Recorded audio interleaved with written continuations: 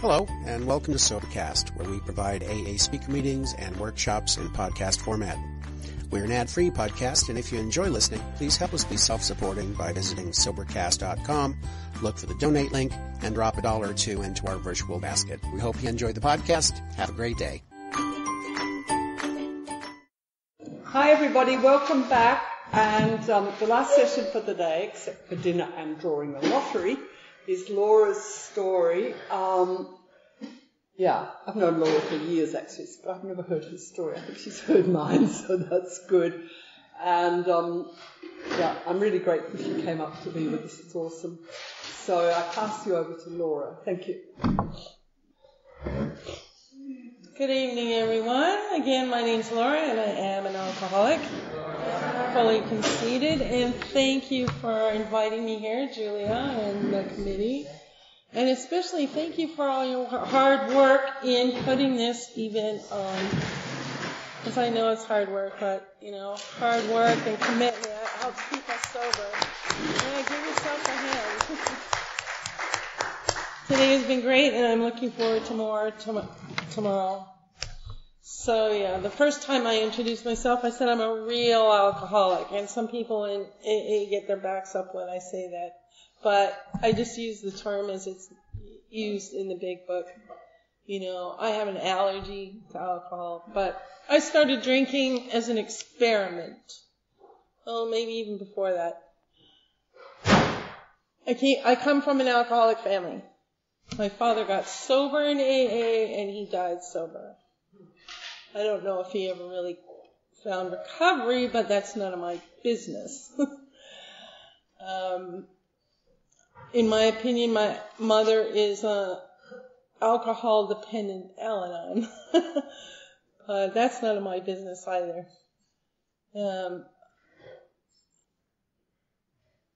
My one brother got sober in AA. He was in his early 20s. Well, he got sober in rehab and then did AA for 2 years. Stayed sober for 8 years, then decided he could drink like a normal person. And he spent about 25, 30 years on page 30, trying to prove he could drink like a normal person. But my story starts before my first drink, but with my first drink. And for some reason, the kids at high school were starting to drink, the older ones. I'm the eldest in my family, so I didn't have any older siblings, but a lot of my friends did. And one of them got this great idea that her brother was going to buy 3 of us a 6-pack of beer to share.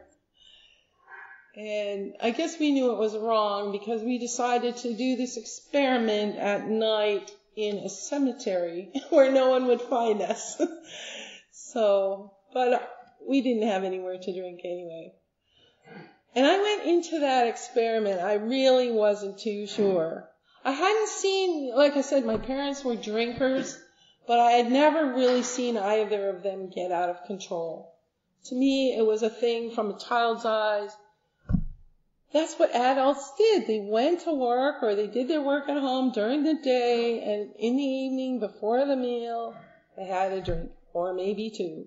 And nothing ever really got out of hand in our house, except it was full of tension and anger. But I was totally unaware of that because that was the normal situation, tension and anger. But back to my first drink in the cemetery in a small town near Niagara Falls in Canada. And I was with my best friend and this other girl in our class, and we had this illegal, we were underage, and I was very conscious of that. And I was quite apprehensive of what, drinking this stuff was going to do. It was only beer, but.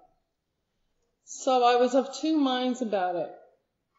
The beer was warm, it wasn't cold, it wasn't pleasant, it didn't smell nice. But I drank it dutifully, and halfway through that first beer, my world changed. I started to smile for no reason. I started to feel less uncomfortable about the whole experiment. I got giggly, of course, but the whole world changed. And they say in recovery we have to get a new pair of glasses. Well, when I took that drink, You know, I had no idea I was uptight. I don't know if I even knew the word at that time, but I was with my own friends, and yet I was on such an edge. And after that first beer, the evening went a lot better. We only each had 2, you know, but so I couldn't, you know, I didn't drink to black out or anything like that the first time. But it changed my life. Because after that, every time we got an opportunity to have someone's older brother procure a bit of beer or whatever for us, I was there. You know, and in the beginning, it's a progressive illness. It was once a month, perhaps, for the school dance. And I can't believe now when I look back that I did this. Show up to do coat check. I was in the school band. I was a good student. I thought I was trying to be a good person, you know, do all the right things. And I was in the school band, so we used to do the coat check to raise money for the uniforms and the instruments and things like this. And I would show up, you know, drunk to work on the coat check. And maybe it was because I was a good student, but no teachers ever called me out. You know, no teachers. I wasn't falling over drunk, but, you know, you can tell when someone's like super smiley the whole evening when they're usually kind of a serious bookworm during the day.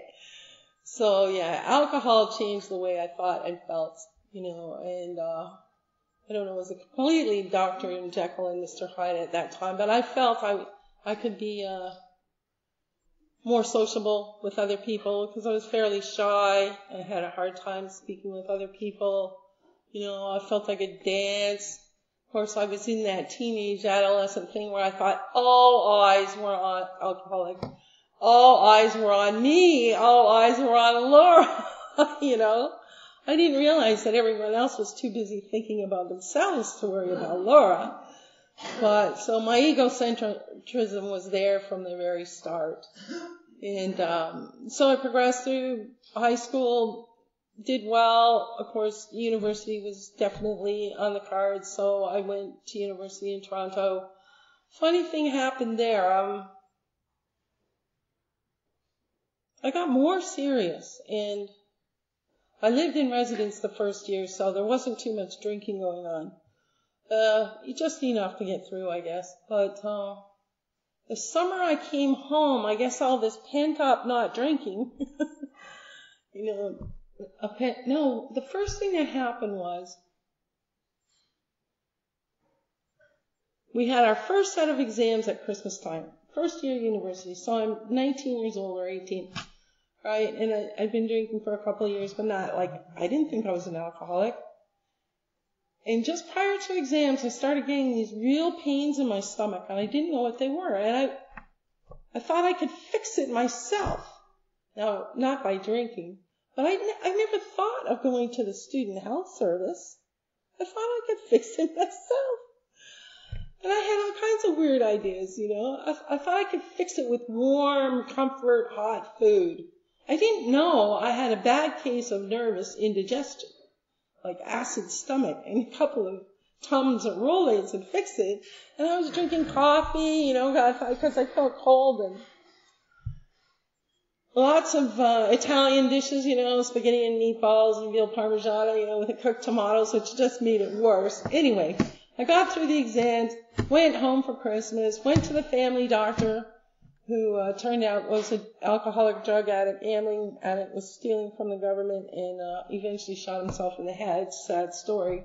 Well, he was one of us. I went to him, and he said, well, I can give you this prescription for Valium, or you can go out and buy a packet of these stomach tablets, you know, these stomach Rolaids, antacid candies. And when he showed me that prescription, it just scared me. And I said, no thanks, you know. But whether he knew I was an alcoholic or not, I don't know.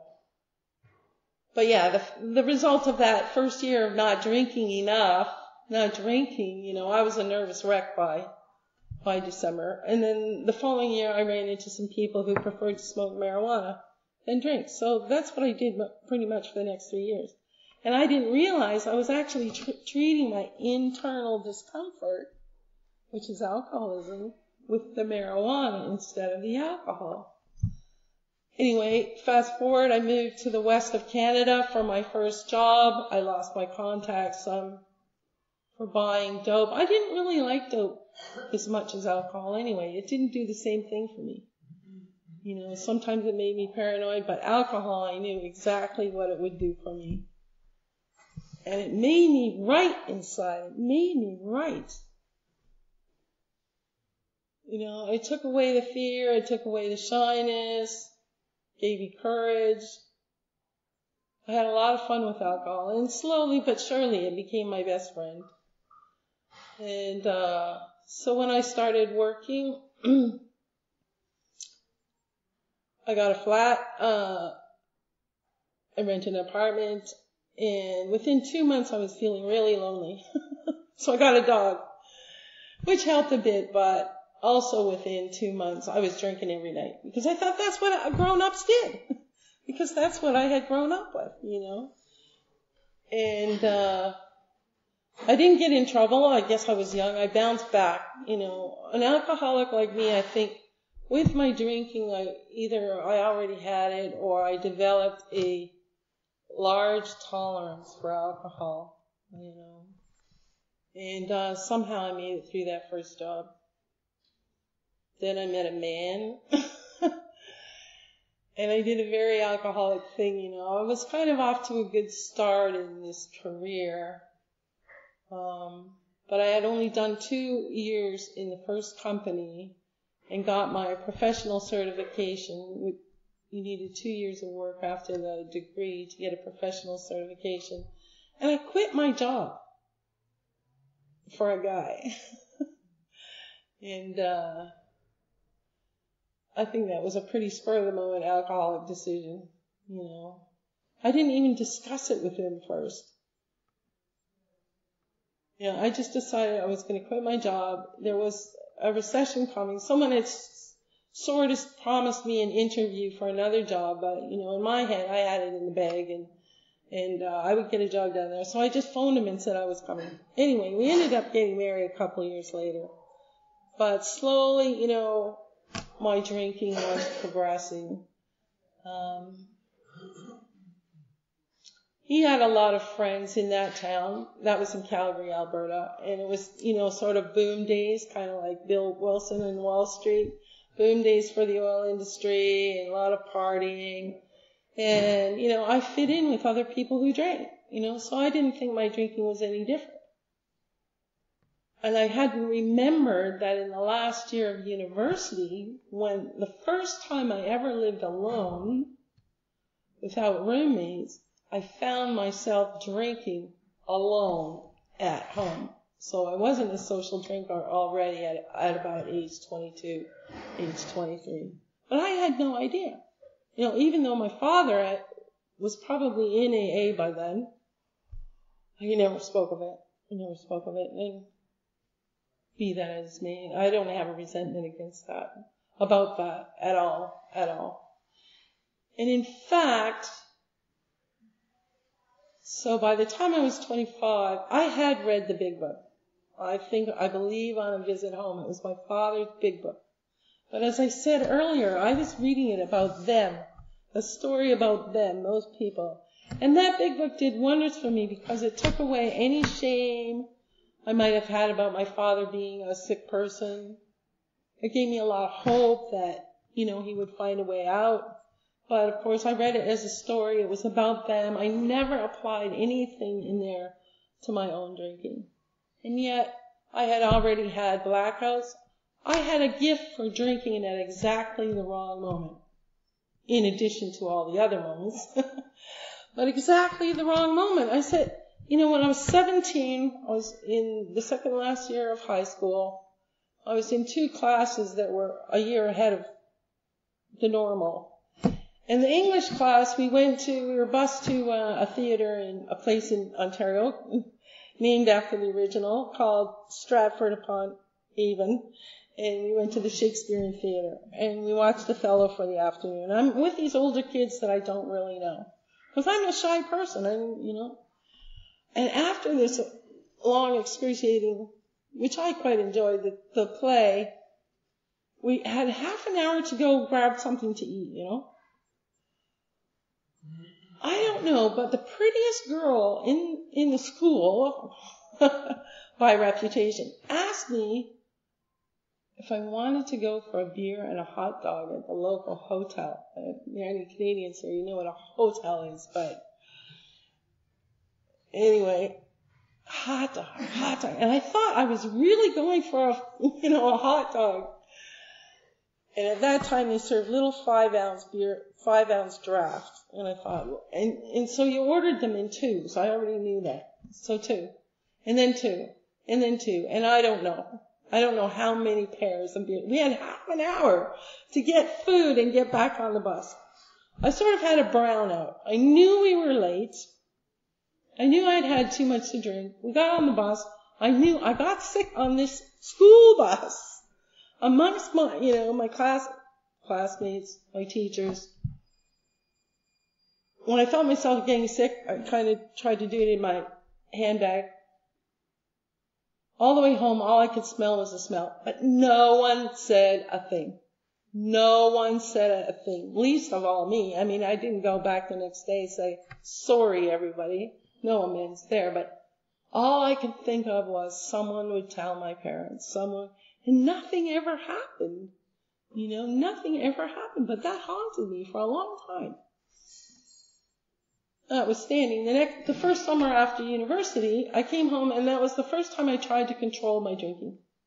I found that I was coming home. If I wasn't blacked out, the ceiling was spinning, as you know how it goes. I decided I was drinking too much beer because it was so hot. It was summer, right? The rationalization was there. I didn't really have any moral judgment about my drinking. But I did that time think about it, and it was so hot. I was drinking too much beer, so I got this great idea how to control my beer, or my drinking beer. I decided I would go to these parties with a bottle of tequila and the salt and the lemon and the little shot glass to measure it, and drink water in between the tequilas and pace myself that way. Well, needless to say, it didn't work. It didn't work. But already I was thinking about how to control it. And on and off through the years, I was thrilled. So I got married at the end of 1983, and right away we moved to the UK for work. And we ended up in London, and of course I was alone and no friends. Well, I had this husband, but he got work right away and I didn't. I loved London because there were pubs everywhere. Not that I spent a lot of time in them, but when I started to work, I found out that first I worked in an American company, so there wasn't a problem. Then I got into a British company with some oil people right near Oxford Circus. And what would some of them do at lunchtime? They'd go to the pub. And I thought this was a fantastic idea. Now, I didn't normally do it during the week except Friday. But then Christmas time would roll around, and Christmas in that office started around mid-November. It was crazy. We were crazy. I don't know how they didn't fire us. But I understand that the owners of that company were pretty big drinkers too. But it was nuts, And, I didn't really choose alcohol. Alcohol chose me.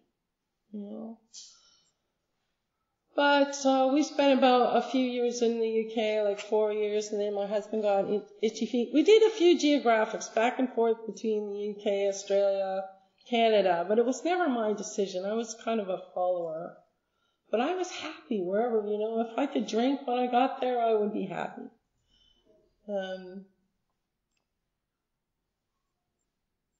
Nobody ever really told me that maybe I was drinking too much for a very long time, and yet they could have, even in high school. And thinking, I got the name Laura Lush, which is kind of, not very nice, but I think that's because I must have had a few blackouts already, I was aware that I'd had blackouts once or twice, but would I ask anybody? Would I admit to anybody that I couldn't remember what happened the night before. No, I just fake it and laugh along with them. I never asked, do you get drunk when you drink? That happens to me all the time. No. I just withdrew into myself, but not really asking the hard questions. I didn't know what to ask.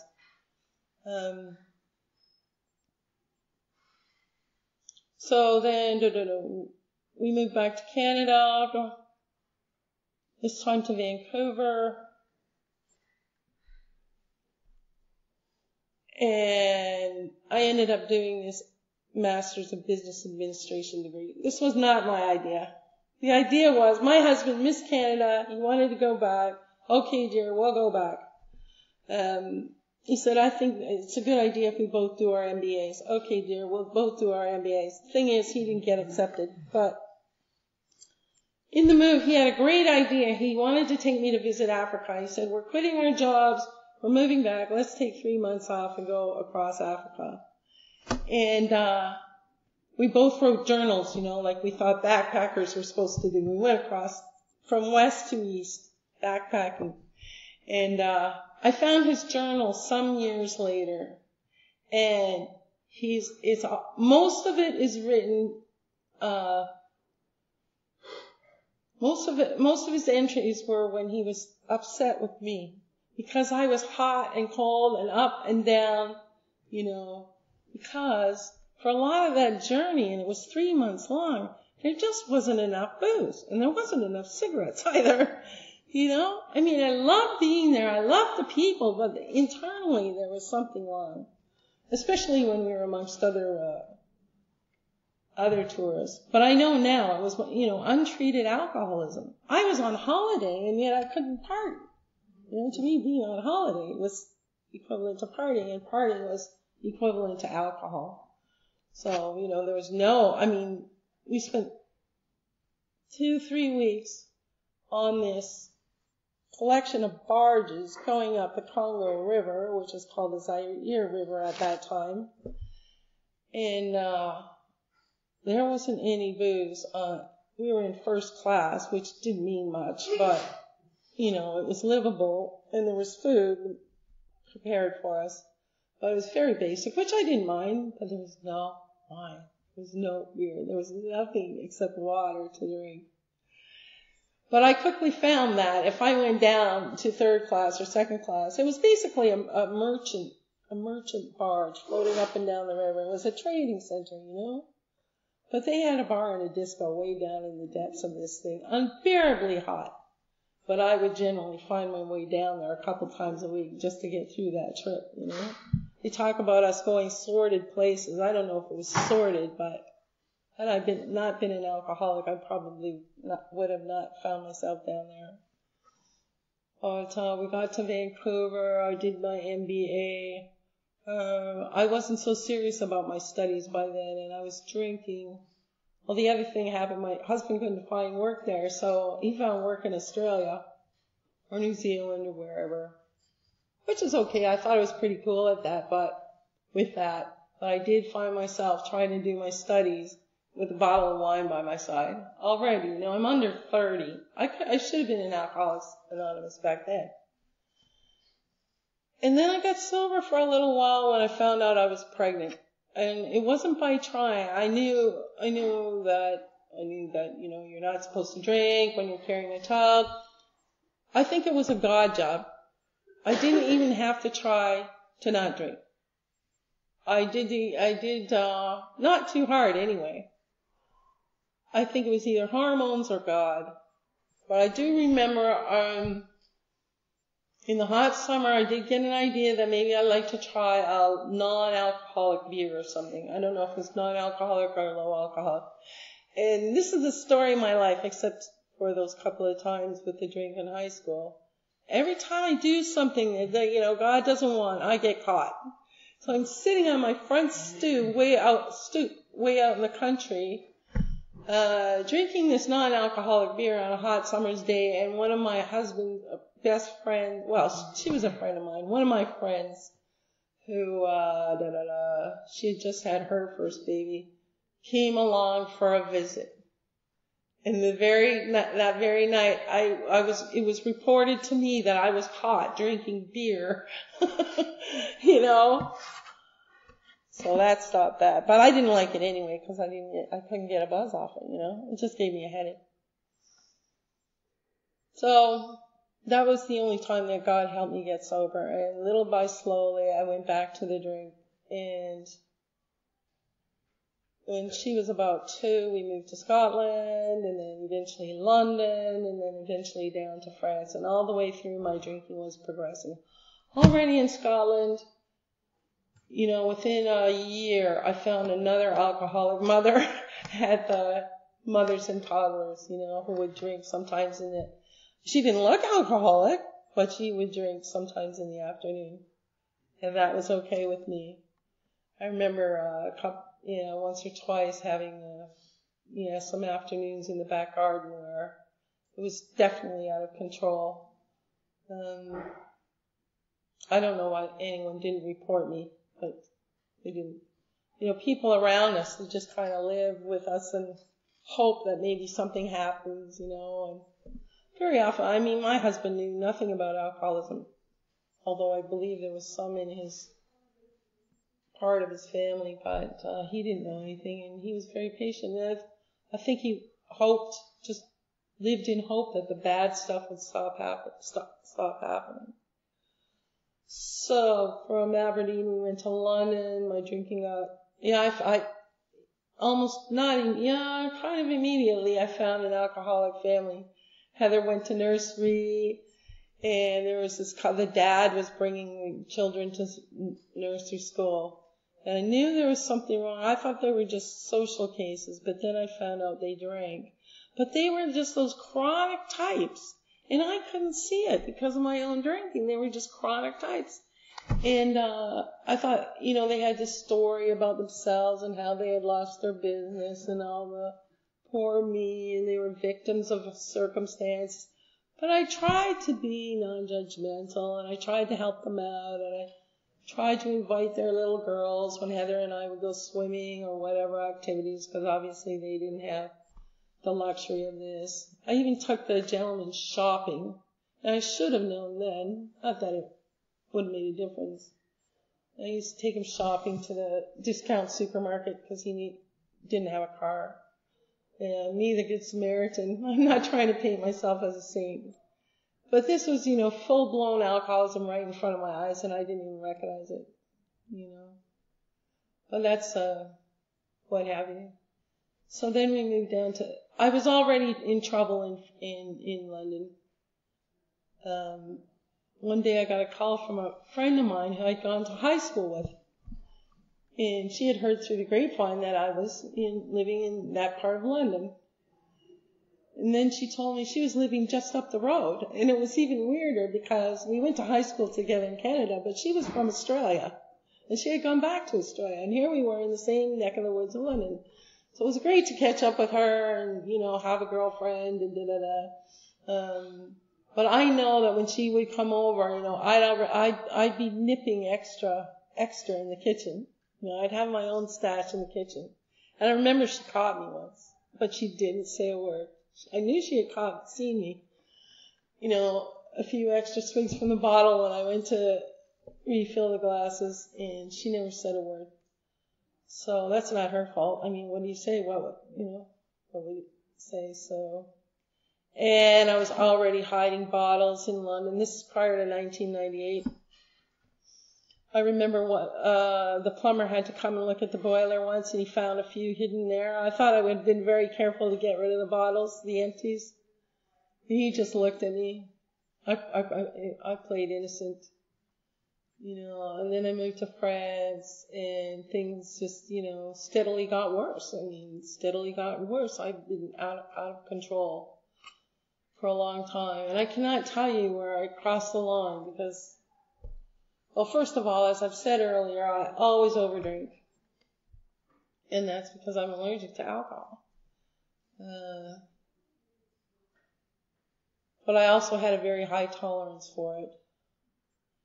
And I moved to France, 1998, already in a lot of trouble.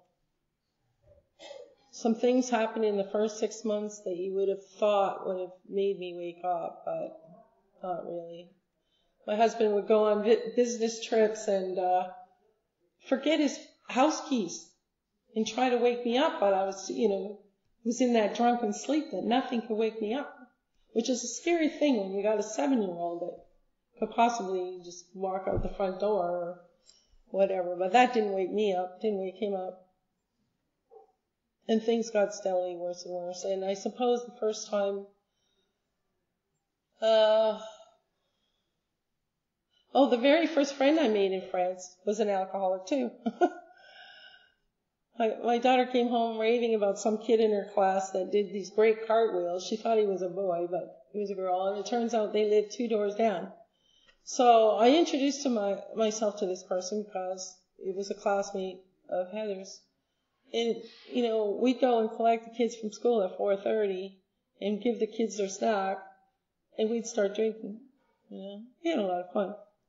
But it's not really the way, the ideal mother behaves. And after a couple of years of that, I'd actually moved to a different village, so by then I was drinking alone, but the other mothers could see. And Heather had befriended this newcomer to her class, and that mother was rather, aware or whatever. And she knew I had a drinking problem. She eventually reported me to the school. I got followed by the social assistants, which made me more afraid. The social assistants that were working with me, supposedly, they didn't really have any solution. They didn't know anything about alcoholism. It was basically, you have to stop drinking. And at the same time, the social assistants were there. I was so afraid of them, I had to have a drink before they came. They had prearranged with the doctor to come and visit. And they basically sent me to they were going to send me to alcohol detox that day, but there was no room until the following day, so I had to pass this night in this high security psych ward at the adult emergency hospital. And after me, they wheeled in a patient who was handcuffed to the stretcher, which should have scared me. All I could think about was me and what a rough time I was having and how I had promised I would go into the other place the next day, Poor me. So I was angry, and I went in to get dried out for 7 days, and nothing happened apart from the staff psychologist came around and asked me if I was feeling better progressively every day. Are you feeling better now? Are you feeling better now? And so there was no recovery in there. And as soon as I got out, because I was so angry that I'd been, wasn't allowed to go in on my terms, I drank again. And that started the round of sanitariums and hospitals like Dr. Bob and Bill talk about, And in the end, I went to 9 of those things. I started around year 2000. Actually, after that first one, I'm not sure. I got out on a Friday, went in on a Thursday, got out on a Friday. I don't know if I drank on the Saturday, but Sunday night probably I had 1 or 2, and I had to meet with the social assistants on Monday. And of course, I was so afraid of them, I had to have a glass of wine with my lunch at home. Well, I think I probably finished off about 2 bottles because after the car accident, the reading of my blood was pretty high. And funnily enough, I was not hurt in this accident. There was no one else on the road. The car was totaled. They came and tugged me, cleaned up the mess, but no one else was hurt. No one was in the car with me. It was so fantastic. I spent what seemed like an interminable amount of time at the hospital waiting for someone to check me over. And I just got fed up waiting, and I knew I had to collect my daughter from school. So somehow I got myself out of there, got into a taxi. I actually looked a mess because I did have a bottle of tomato juice in the car to mask the smell of the alcohol on my breath, right? And that had smashed in the accident. It was summer. I was wearing white trousers. And so I had this tomato juice all the way down my legs. And I left the hospital with my belongings in that hospital bag that you have. But I got home and I kept drinking. And let me see. The year 2002, I spent 3 times 1 month in a hospital facility trying to dry out. I thought I wanted to quit drinking 3 times, a quarter of a whole year. February, August, November. And after that, it was like before and after. I spent about 4 consecutive Novembers in the Monaco hospital trying to stop drinking. But I don't think, and my first AA meeting was around the beginning of the year 2000. It was kind of very foggy, obviously. But I only went there because my husband was nagging me, and I thought if I went to AA meetings, I'd learn how to control my drinking. My brain knew that if AA is about stopping drinking, but my alcoholic mind told me, well, actually someone said it last night, get sober and still continue to drink. That was my plan. How insane is that, but I just didn't know. I had no other way to live. I was going to start this off with a reading, but as I didn't ask anyone to do it, but there's that paragraph in the doctor's opinion, where our alcoholic life becomes the only normal one. And to me, that means just my drinking life. I could not see a life without drinking. And why should I be able to imagine it? I've been drinking already for, 27 years. That's when I started trying to stop. And of course, I had all these preconceived notions about AA. All these happy, clean, people with well-being. I thought you all walked into AA looking just like you do today. All right? I thought it had been easy for you, and my case was different. I thought all those things. And so I kept trying, I'd give up trying to stop drinking, and then I'd go back into hospital for a week or a month. At one point in there, my family sent me to Canada, aided by someone they hardly knew, but through friends of friends. And this guy had been a drinker and was about 3 years sober in AA. And he recommended a particular mental health facility. And so my family decided the French didn't know what they were doing and got me over there. And this gentleman in AA was a businessman. He actually arranged himself a business trip over to London and then flew down to the East because he knew that I wouldn't make it home if I went on my own. But that man planted 2 seeds. He said, after this treatment, you stay here, you get an apartment, 3 months, I'll book you. I said, book me? He said, I'll take you through this book, line by line, like the old timers did. And of course, I couldn't do that because I was a mother and I had my daughter waiting for me back in France, and I was the only one that could take care of her as well as was necessary. So I stayed sober for 2 weeks until my flight.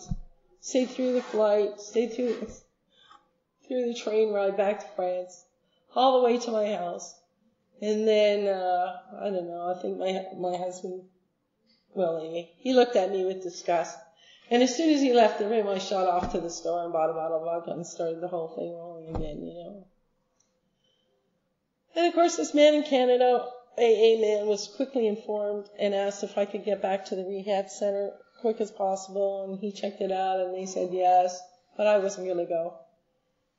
And he said, you need to go to 90 meetings in 90 days. You need to go to AA. Well, I didn't. I'd lost my license. I lived out of town. There were no buses. And of course, I wrote an email all whiny on the reason I couldn't go.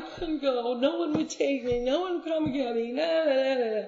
He'd heard it all before. He sent me one word, capital letters, move. It took me 18 months to make that move.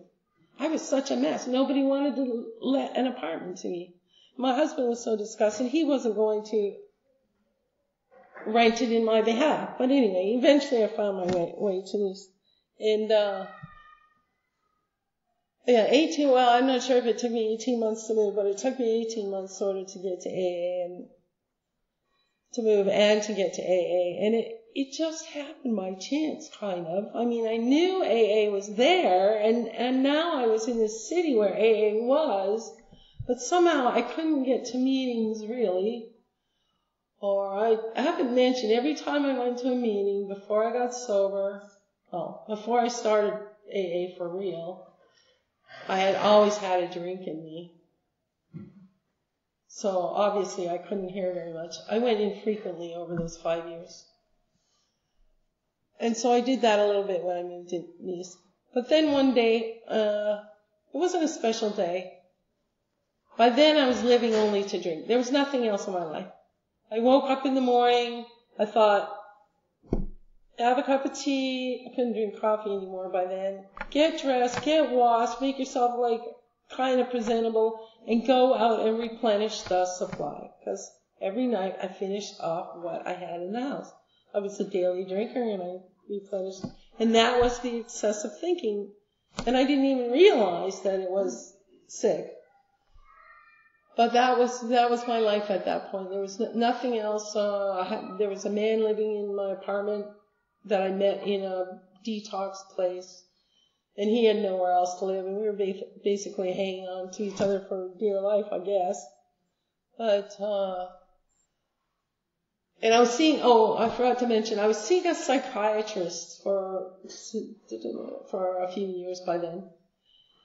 Because I thought the psychiatrist could fix me. It wasn't a clear idea, but I thought if I knew why I drank, then, which the psychiatrist was going to tell me, that would fix me. If I knew, the psychiatrist I chose didn't really know too much about alcoholism, but I think along the way I taught him a lot about alcoholism. But, on one of those Friday afternoons, I was at the bus stop going to see my psychiatrist, and lo and behold, this Swedish lady that I'd known from AA was standing at the bus stop too. And she had come from an AA funeral or whatever, and we sat together on the bus, and we weren't all that chummy. I felt kind of guilty that I wasn't going to meetings, and I was, still obviously not doing too well. And she just, she put her hand on my knee or my hand or whatever, and she said, "Why don't you come back? We miss you." Simplest 12-step call in the world. And I thought, you can't miss me. I always show up drunk, people kind of shy away. And I thought maybe I will, because the AA meeting was not far from where my psychiatrist was. So I showed up that night. It was a week before Christmas 2004. I didn't go during the Christmas period. I don't know why. We didn't do anything but drink. It wasn't very much fun. But I started again on January 5th because I knew they had a meeting on Wednesday. And that Wednesday, not that it really matters, we weren't in the normal meeting room. We were in the back of the church. Not that it really matters. I don't know what happened to me, and it didn't exactly happen that day, but I decided to keep coming back, I decided to keep coming back. Maybe it was because there were a lot of newcomers at that time. Or I was awake enough to realize there were other people that were having as hard a time getting sober as me. Because one of the girls had relapsed over the Christmas holidays, going back to Ireland, Previous to that, I had thought you were all sober for like 100 years. And then it was easy, But something happened this time where we were a bunch of newcomers, and I realized I had to do something about my drinking. And since then, Tim shared this morning, I finally got the idea that I had to do something. This friend of mine that reported me to the school some years before, she said to me, she watched me bouncing in and out of hospital, she said, "You know what your problem is? You haven't invested anything in your recovery." And I knew at the time I didn't know at the time she was right, but because I thought we were investing a lot. I was investing a lot of time going to the hospital. But now I know in my head, I thought someone else could fix me. And now I know no human power could have fixed me. No human power could have fixed me, but I just stuck. And my alcoholic buddy living in my flat with me, was actually an angel in disguise, just like this woman who was at the bus stop. Even though I tried, I fought tooth and nail to get him out of my apartment, go find your own place, I don't need you here, I need my space to get sober, all this. He was an angel in disguise because he was an alcoholic, verbally abusive. It was because of him that I got to all the meetings in Nice twice a day, mostly twice a day. I think it was because of him. Maybe that was God's message to me, but like Tim said this morning, I learned that I had to do what the sober people did, starting with going to meetings.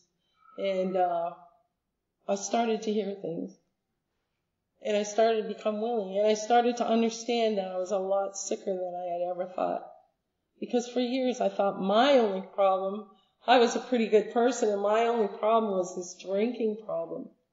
Until by sitting in those meetings, I understood that my problem was between my ears, in this head of mine.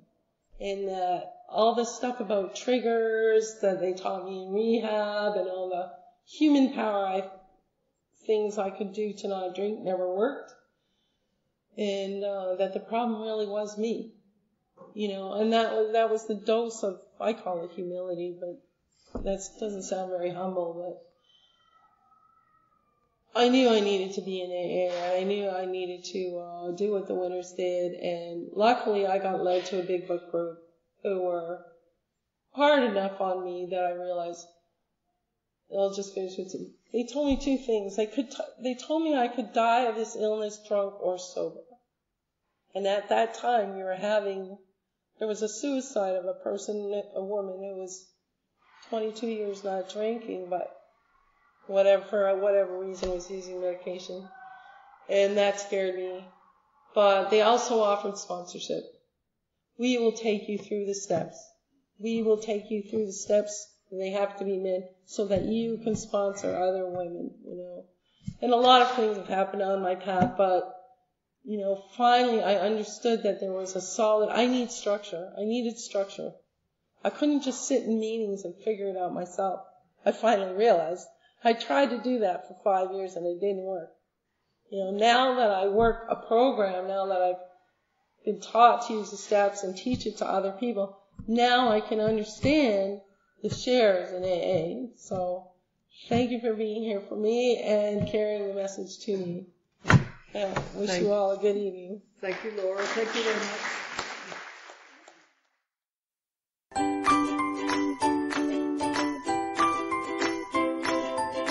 Thanks for listening. I hope you enjoyed the podcast. Sobercast is ad-free, and we'd like your help in order to keep it that way.